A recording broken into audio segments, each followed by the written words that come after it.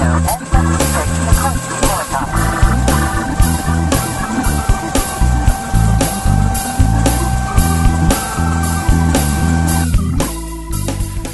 to Oilfield Network News, where our mission is simple: helping people in the energy industry thrive. Earlier this year, we introduced a new format spotlighting key segments in safety, technology, and career transitions. In this edition, we're focused on career transitions and how professionals are navigating change, growth, and opportunities in the oil and gas sector. Today's guest, again, is Heidi Higginson, who has a career journey so rich and diverse it could probably fill our entire segment. So here's a rapid-fire overview. She was AEI engineer intern, Anadarko intern, SPE student employee, Schlumberger, or now SLB, mentee, Chevron intern, vice president of operations for SPE at UT, Marathon intern in both Oklahoma City and Houston, Baker Hughes extern, UT peer assistance leader, Endeavor intern, production engineer and reservoir engineer, Diamondback reservoir engineer, took a career break, I really like this one, for some world travel, and now is an engineering manager at Neuralix. You can explore more on Heidi's LinkedIn profile, but for now, let's dive into some highlights from our conversation where she shares personal insights and advice on landing your next role. From university, was it just a typical interview process at university of people coming in?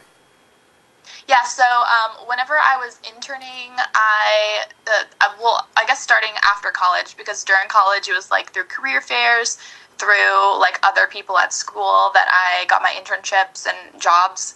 I had interned at Marathon Oil, Chevron, Anadarko, and then in Veris in Austin, which used to be called Drilling Info, but they got rebranded and maybe bought.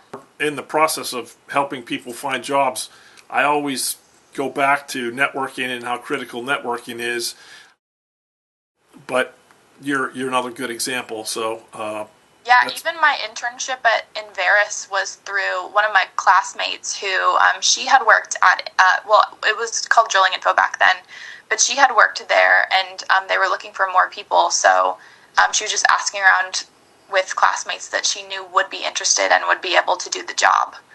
And that was already in college. Okay, I'll just list the countries. I started in New Zealand, then went to Australia. I went to Singapore for like a day, then South Korea, Japan. Oh, sorry, I missed Thailand. Thailand, South Korea, and Japan. Thailand was awesome. I thought you were in South America for a bit, and I didn't hear you mention that. Yeah, so before I did my Asia trip, I went to Brazil for, what's it called? Carnival. So whenever this is another of the connections thing. Whenever I was at Endeavor / Diamondback, I worked very closely with Sumit, who's our seismicity expert, like from my team, from my seismicity team, my subsurface injection team.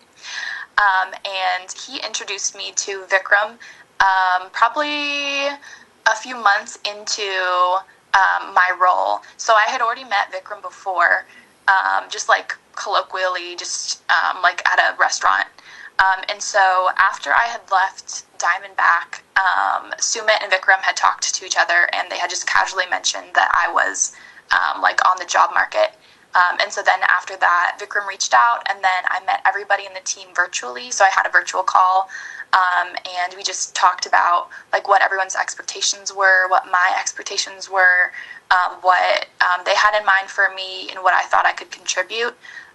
And so after talking with everybody and deciding we all liked each other, then I had an offer from the team to join, and so far it's been awesome.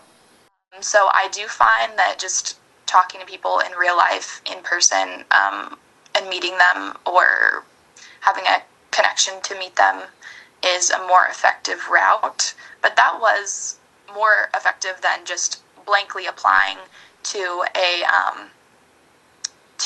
listing online.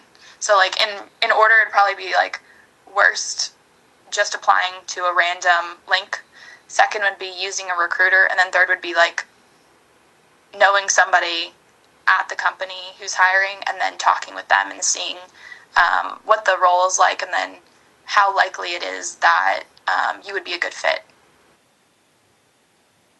Heidi, thank you for sharing your journey and offering such valuable perspective on a career transition in oil and gas. We wish you continued success at Neuralix and look forward to seeing what's next. From all of us at Oilfield Network News, stay safe, stay curious, keep innovating, and stay linked in with us to help others.